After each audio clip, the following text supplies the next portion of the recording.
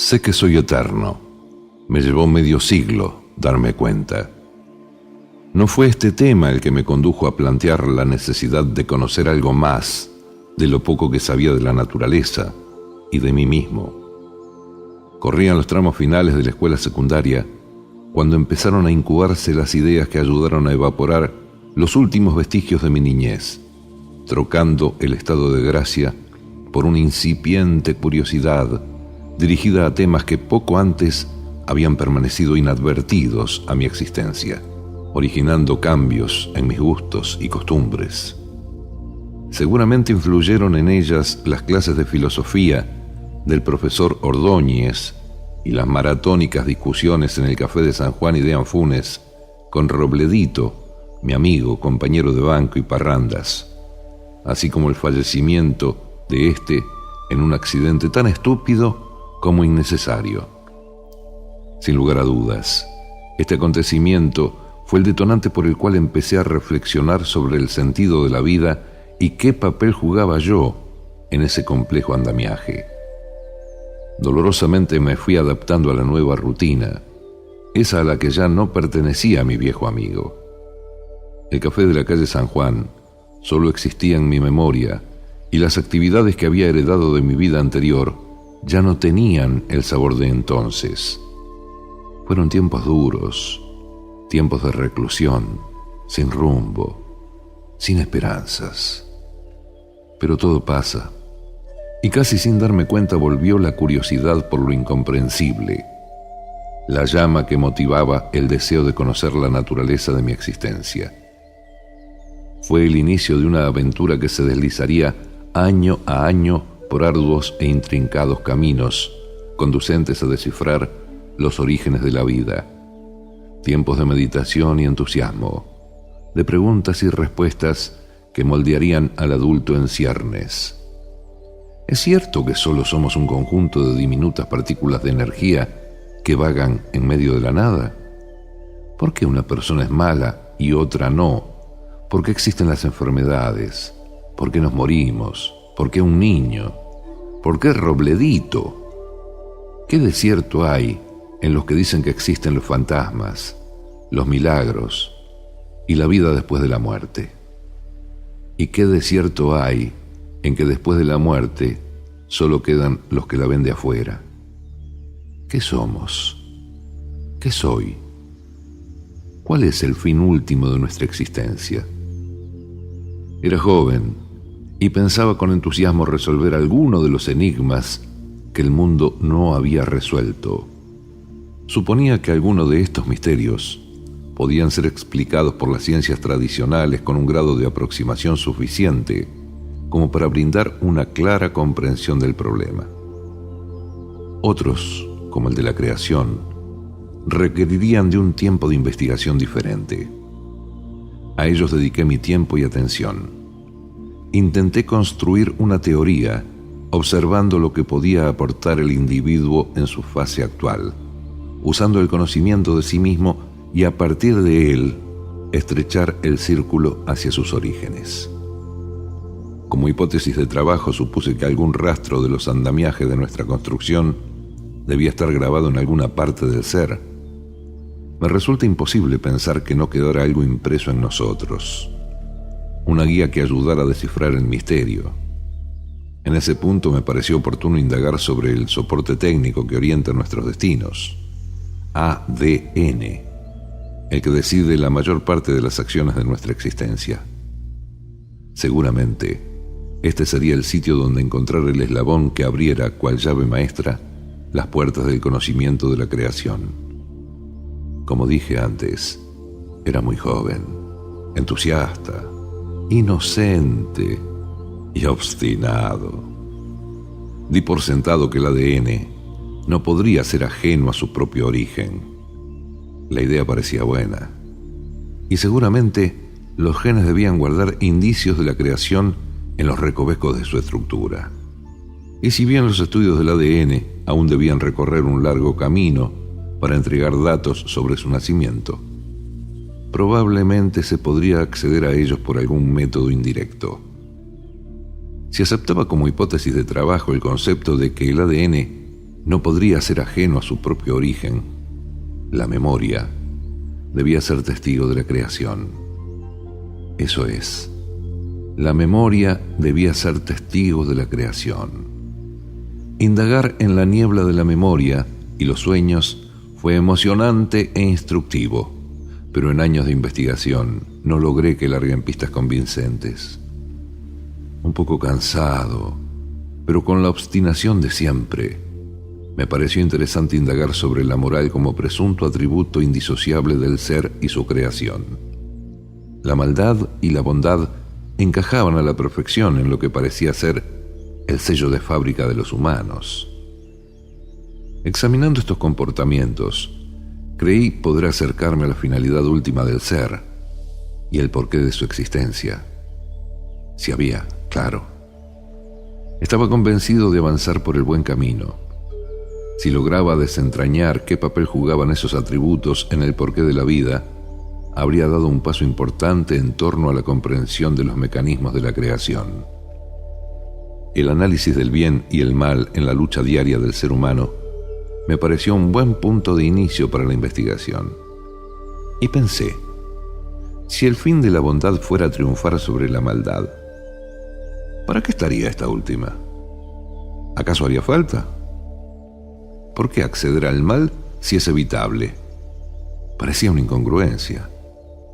Me costaba aceptar que el comportamiento humano durante el transcurso de la civilización, con sus guerras, hambres y miseria, fueran el fruto de una creación pensada en términos de lo bueno y lo malo librados al azar.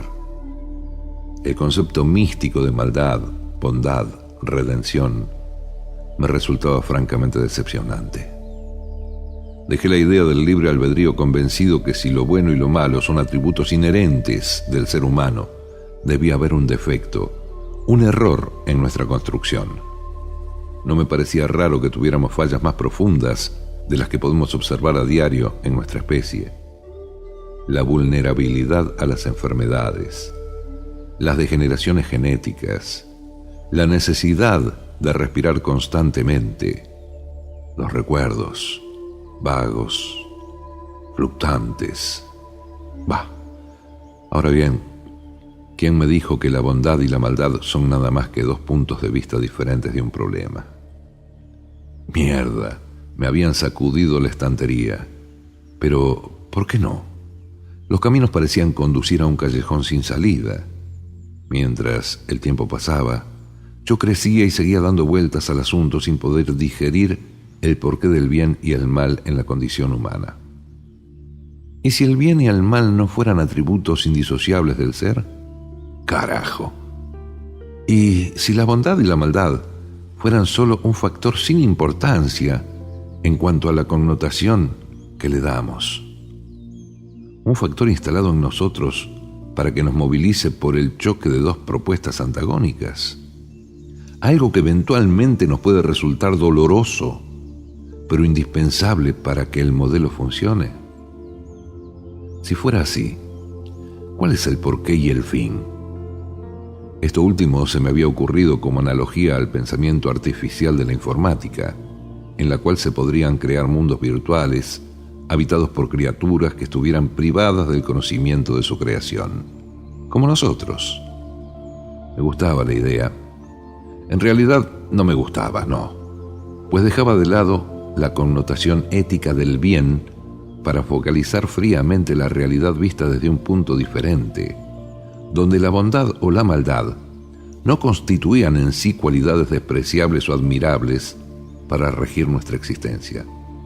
Solamente servían a un fin determinado, tal vez a la continuidad de la especie.